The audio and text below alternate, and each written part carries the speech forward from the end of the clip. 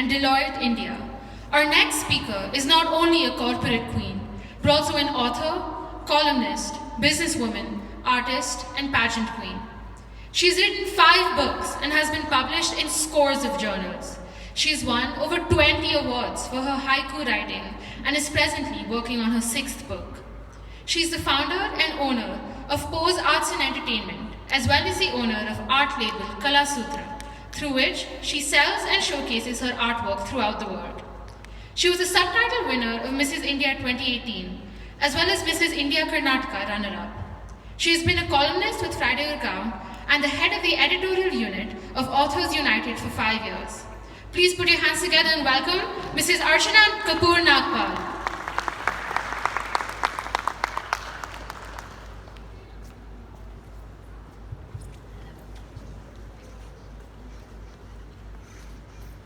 I'm awake. Very good afternoon to all of you. And Young India, 100 Young Indians right in front of me, right? Wow, fancy words, isn't it? Pageant winner, columnist, writer, avid blogger. A woman standing in pencil skirts, high heels, blonde hair, green-eyed. Must be having a wonderful life, isn't it? Exactly, we all think like that. Even if I would have been sitting there, I would have the same perception. Remember, very good saying, looks are deceptive. So, before I start about my journey, let me tell you I have no presentation for you guys. You know what? I'm a writer and I'm a painter, sorry, an artist. So, I'm going to paint my life like an image with words in front of your eyes. So all ears to your heart and soul. Why I say heart and mind is a better combination. Why I say heart and mind here. We say our body runs on 2 things, heart and mind. And the combination makes it soul. Okay. 17 is a very crucial age in anyone's life. But before I go there, let me contradict what all fancy words were just spoken about me here. I'm just contradictory to that. 39 years of my age and 12 surgeries on my body. I was diagnosed with chondromalacia patella, which is a genetic disorder of my knees at the age of, I think, 20. When I was at the peak of my career.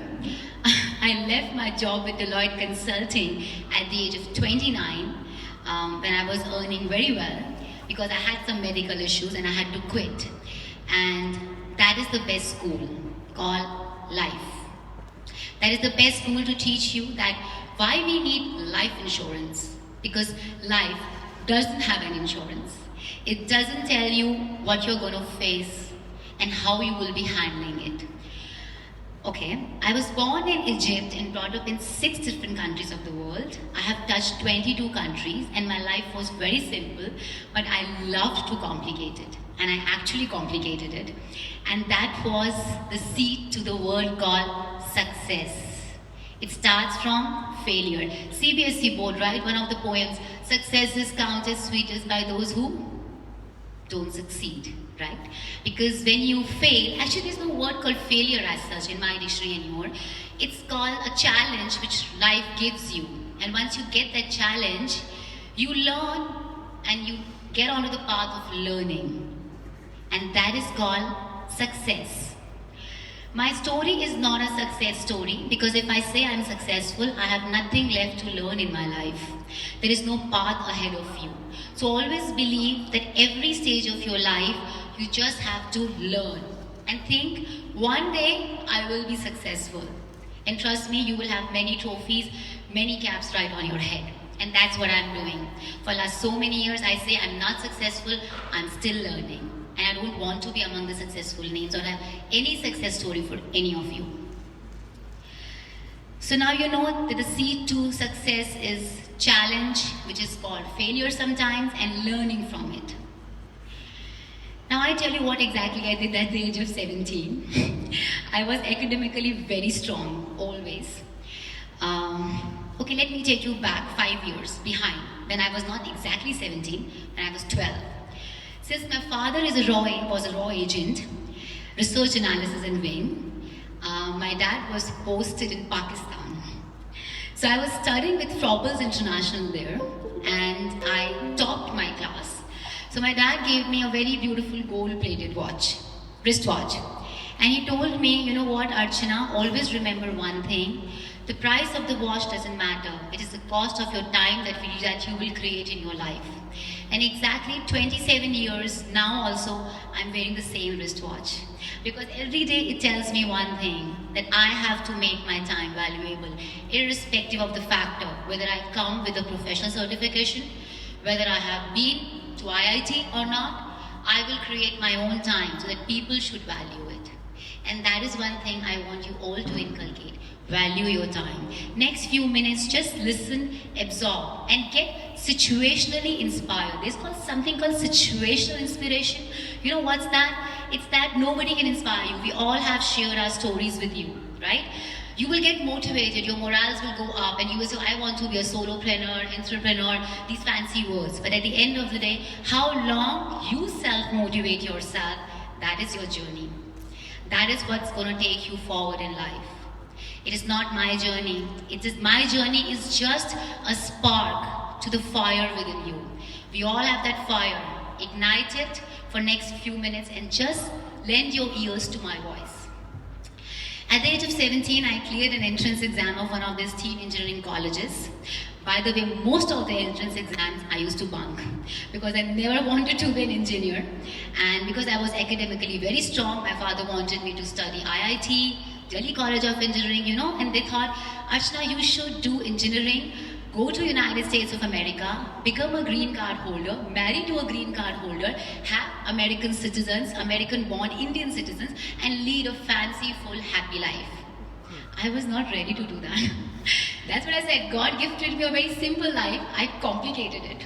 So at the age of 17, I wrote an article and let me tell you, I have not studied in such great schools. I have always been either a part of Kendra Vidyalaya or normal schools at the fee that my father could afford, being a government job servant. And I really respect that fact because institutions never matter. It's the intention to study, right? That matters and that takes you forward. You go back in the history of India, you will see that the leaders of India were not from great institutions. They had the intention to study. So at the age of 17, I wrote a journal for Gyan Mandir Public School, which was my school. And in that journal, I wrote about a few lines about life. And somewhere that was shortlisted and I got the very first honorable mention by Hindi Sahitya Academy. So, and at the same time, I cleared the engineering exam for the esteemed university as well. So I walked up to my dad and I said, Papa, I don't want to study engineering. I want to be a writer. So my dad said, just by one award, honorable mention, you want to be a writer? Are you crazy? You can't do that. You have got such a nice grades in, 12th standard. I think you have a bright future. So you should go back and rethink about it. So he just told me, go outside, take a left turn, sit in a chair and think about it. I went outside, I sat in the chair, I thought for 10 minutes and I came back. I still want to be a writer. He said, okay, but this time you go outside, take a left turn, sit in the chair and think. And this time you think not with your heart, don't follow your heart, believe that you're also blessed with a mind. I again went outside the room, I sat in the chair and I thought about the whole process and I came back and I said, Pa, I still want to be a writer. Third chance was not given to me because in our family, 2 chances are given. Third is, either you are out or you are in. My dad gave me 10 rupees exactly. 10 rupees was a very big amount in 1997. And he said, this 10 rupee is in your hand and now you're gonna, fund your graduation yourself. And trust me, colleges in Delhi University, they have a good fee structure. At that point of time, I realized. So I walked with that 10 rupees to my brother and I just asked him, can I borrow some money to pay my fee for my very first year? And after getting amazing grades in my 12th standard, I went to School of Correspondence Studies. A girl of 17 years rejecting the admission to one of the esteemed engineering colleges with around 89% at that time was quite a good percentage.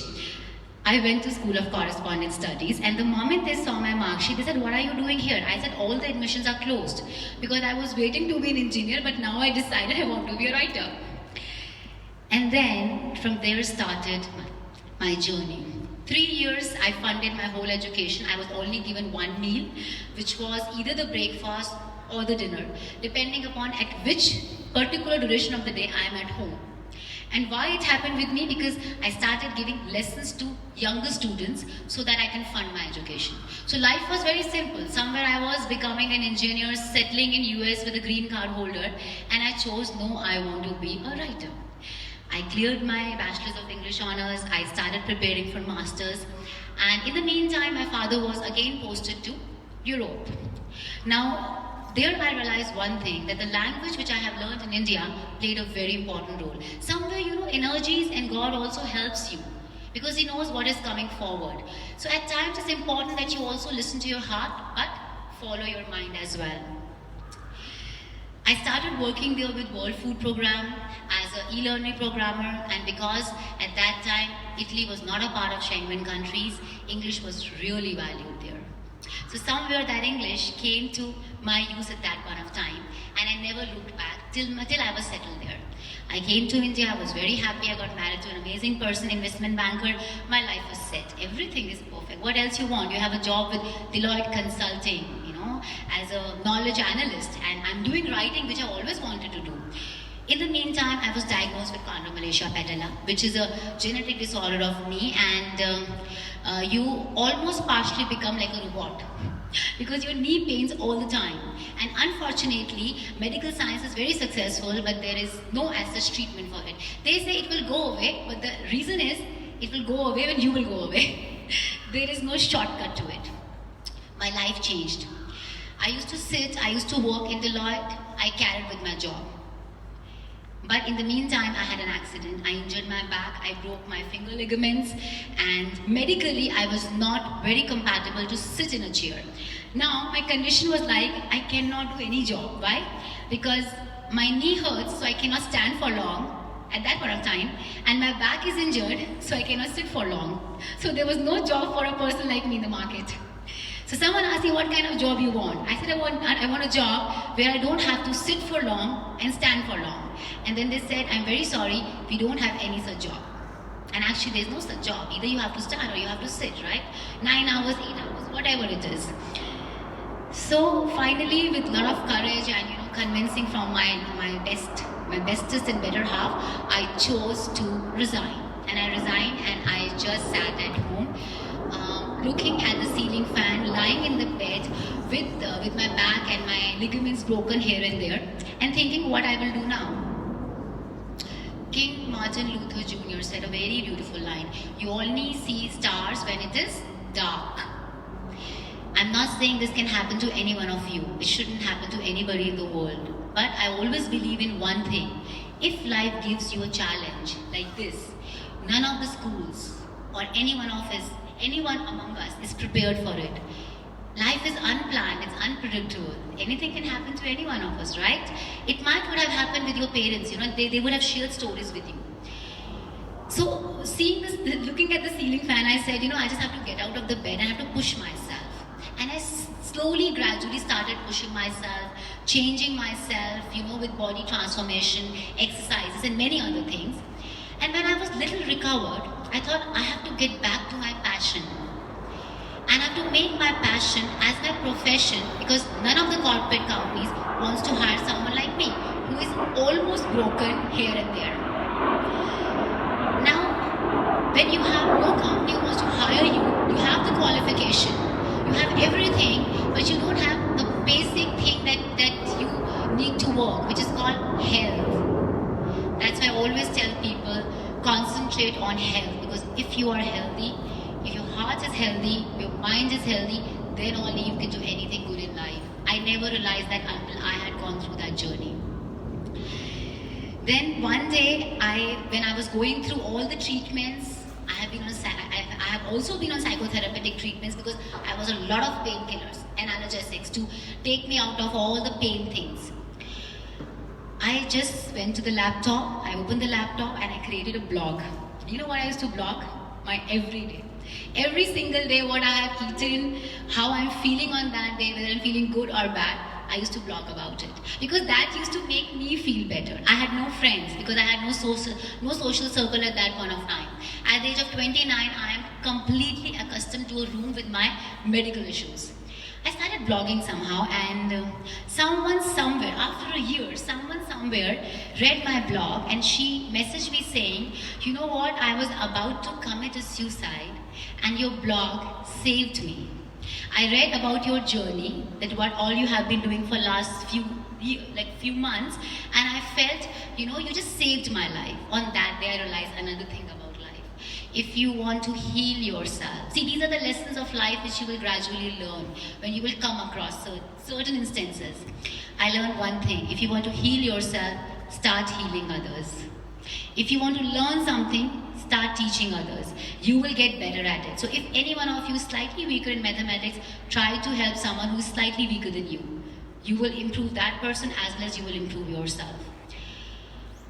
From blog, someone read another post of my blog and they offered me a role of writing for Tales of Kindness. That's one of the major websites of United States of America where people write about their tales, their stories, and they write about different areas of kindness.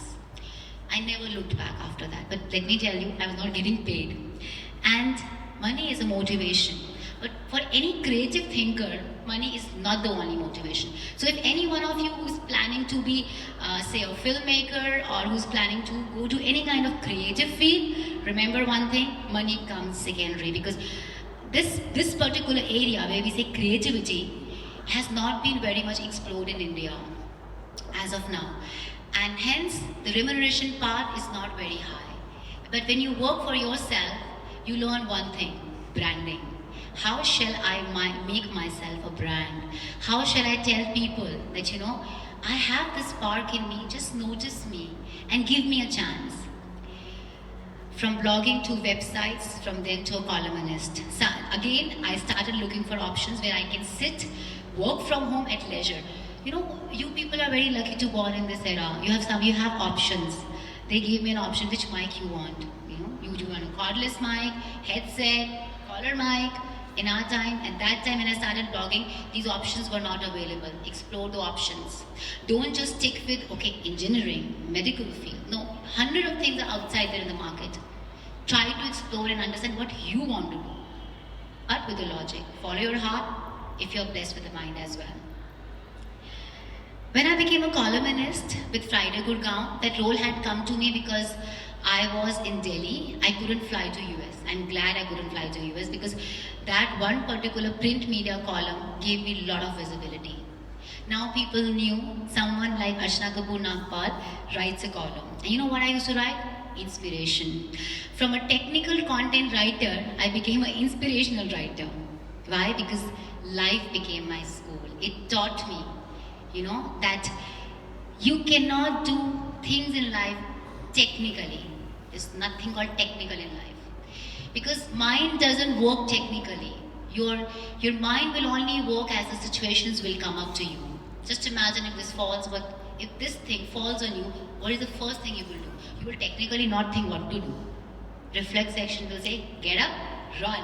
Won't you do that? So that's the situation when life gives you, you don't think technically. So I started writing about inspirational stuff, and that was one thing for me, that I realized what mistake I had done earlier. When I was diagnosed chondromalacia patella, I had quit my job. I wasted 3 years. Why? Because I had put all the eggs in one basket. Basket called technical content writing. I never had a plan B. And you know what? If plan A doesn't work, what will you do? You should always have a plan B. But I was so naive, so innocent.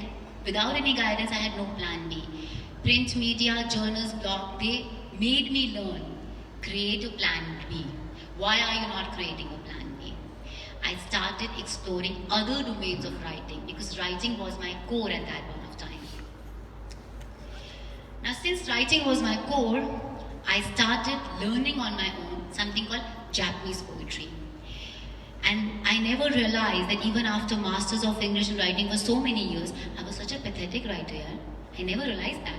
I could never make it out that there is so much to learn Because once you're in your comfort zone, who has read Who Moved My Cheese? Almost all of us. Once you are in your comfort zone, you never want to come out and try cheese somewhere else. You think, I have enough cheese to sustain in this hole. Then I started studying, exploring other areas of writing, wherein I can say I am different from the rest. I'm better than the best. I started creating that world for me. That was third learning of life for me. Keep learning, no matter how much you have learned, but the journey shouldn't stop. When I started writing haiku for the very first time, we have some amazing haiku poets in India. Let me tell you, haiku is a 3-line Japanese poetry, which is the most toughest form of poetry in the world. Very few people, almost 1,000 people in the world, write this kind of poetry. Then you have different versions of haiku, tanka, haibun, senryu. I started exploring all of them. Initially, I was completely bashed by other haiku poets. They used to say, you write pathetic haiku. I used to actually write pathetic haiku. Now, if I go back and read my own work, sometimes I wonder, was this really a haiku? That was another learning for me. Accept the feedback. Why? Because if you don't accept the feedback, there is no scope for you to change yourself. Isn't that true? When your teacher comes and say A, B, C, A has done good, B has not done good, and C has done exceptionally good. You sometimes feel bad. Don't feel bad. Don't compare. Just think, give me feedback where I am weak. Not weak. What are the areas of my improvement? That's the way we all learn. I started writing haiku. I kept writing, for almost 3 years. And then after that, I started appearing for different contests which happen at international levels. And my work was appreciated, it was showcased. And that was a motivation for me. But I have learned one thing about life. Don't stop here. Don't fall in that comfort zone again. Gear up and start learning something new. I enrolled myself for creative writing. Because I said writing has a lot of domains. After doing normal technical writing, to content writing, to service area writing, print media writing, blogging, I still felt somewhere my creativity needs to be polished. So I enrolled myself, I taught my university in that. Now in the meanwhile, I have written books, they have been published, but now I just realized one thing. More than a writer, I am a poet. Because I'm very emotional, I think from my heart, and I only follow my heart. I started exploring the field of poetry, and I ended up writing books and poems, which are really appreciated because I write what I feel every day. I don't change anything. I write the way I see, and I write the way I feel. That is another thing about life. Whatever you're seeing right now, absorb it like that. Leave it raw, and then create something out of it of your own. That is the only lesson of life which will take you forward. Dina Nair at the age of, I think, 62. I don't know how many of you know what Dina Nair. Dina Nair is one of the amazing swimmers, and she had swam from Cuba to Florida at the age of 62, which was her 5th attempt in that whole career of 65, whole life of 65 years. She had attempted 5 times, and 5th was at the age of 62. And at the age of 62, she was able to swim from Cuba to Florida, which was some hours of swimming for her. And she said something very nice, which always till date I believe it. There is no age to learn. Age doesn't matter. Never ever give up, no matter what. You fall because God wants you to crawl and then walk. It was I think in 2017, because I was writing for a Facebook page, I saw a small promo from one of the pageants, and I'm not a pageant person. I'm far away from fashion industry. But maybe, again I said, God has a plan for all of us. That was God's plan C maybe. And there was a question which they have asked in that promo. And if you answer that question, and if you win that contest, you go directly to Mrs. India Karnataka finalist. So there were almost 106 entries that had come, and because I have been writing, so I was smart enough to tweak and write a nice answer, and somehow I won that contest. And I landed up to the finale, direct to the finale. We were 32 people there, and there again I could win 2 more titles, which made me to go to Mrs. India. Mrs. India finalist 2018, Mrs. India finalist 2018 subtitle winner. These all things were not planned. I never thought. Why it all happened? Because I followed my passion of writing, which I made as my profession, and I could play with words. As I always say that, if you believe that you are, as a writer, that you are not made up of flesh and blood, but you are made up of words and alphabets. Because that's what writers do. They just play with the words, and words are made up of alphabets. Now, Mrs. India finalist title gave me a lot of visibility. Now people knew the other side of the person. But was that really I wanted to do? No, I was definitely not interested in doing that.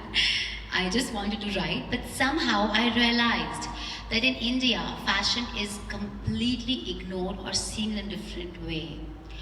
And sometimes writing cannot change it, you have to do different things to change it. So I started with a very small company, Poise Arts and Entertainment, where the motto of the company was, to promote fashion for everyone. People who are differently challenged or differently able should also be given a chance to be on the ramp. And that's the way we started with that concept. And it has been almost like 8 or 9 months, and we are doing pretty fine. I'm not saying we are doing exceptionally good, because we have chosen a field of fashion which caters to everyone. And that's a small journey that life has taught me. That be ready with your plans, never ever give up, age is just a number. Don't get inspired by my story or anyone's story. Create your own story, so that tomorrow, when I'm sitting in the crowd, I could listen to someone's TED talk and I can say, you know what, I saw this boy or this girl sitting in TPS, TEDx,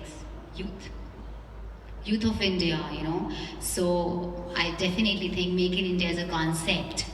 And that is only possible if each one of you believe in your dreams. Keep dreaming, because there is a very good saying by, again, King Martin Luther. What is faith? Faith is taking your first step when you cannot see the staircase ahead. And I could never see the staircase ahead at the age of 17.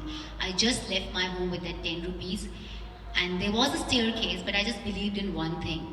Whatever I'm doing, I'm going to give my 100% to it. Because at that time I have to prove it, not to my father, not to the world, but to myself, that I can do it. Just believe in yourself, believe in your dreams, miracles do happen. If I can come back on my 2 feet, stand in heels, that means miracles do happen. There was a time I couldn't even walk or climb up the stairs. I used to climb backwards and climb down backwards. But today things have changed. It's all mental strength, it's not the physical strength of the body. And that is a lesson of life. Your school, your teachers will just show you the direction, but life will give you the real exam. And that you have to clear, and for that you have to be prepared on your own. Absorb our journeys, absorb as much as you can, and just go back and ponder what all you have learned today about life, about your life, and only about your life. Because at the end of the day, it starts with you and it ends with you. Thank you very much for listening. Jai Hind.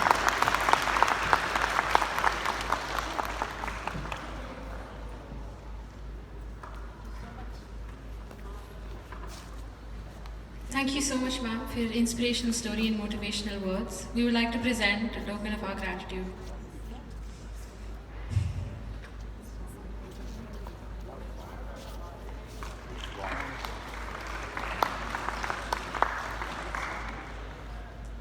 As we draw a close to this event, we must take a moment to appreciate the people who have always been there